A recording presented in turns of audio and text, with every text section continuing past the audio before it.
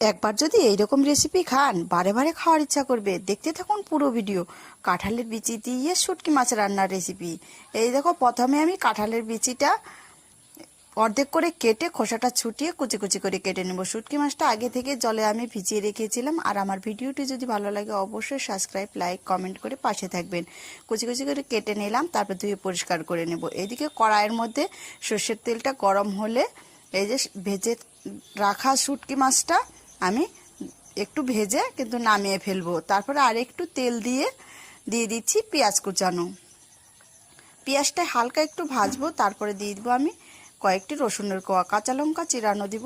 নেড়ে চেড়ে নিচ্ছি। হালকা একটু ভেজে নেওয়ার পর আমি দিয়ে দিচ্ছি কাঁঠালের বীজগুলো। এভাবে করেই নেড়ে চেড়ে নিব।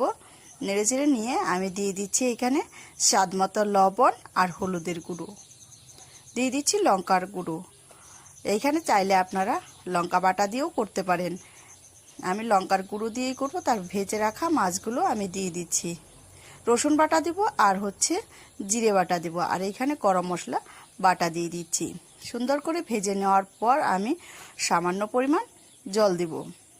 জলটা যখন একটু কমে আসবে তখন এই যে দেখো এইরকম ঠিক টাইপের হয়ে আসবে। একটু নেড়ে চেড়েই কিন্তু এটাকে নামিয়ে ফেলতে হবে। আর এটা গরম ভাতের সাথে জাস্ট জমে যাবে। বাড়িতে একবার হলেও ট্রাই করে দেখবেন। আর আমার রেসিপি কেমন লাগে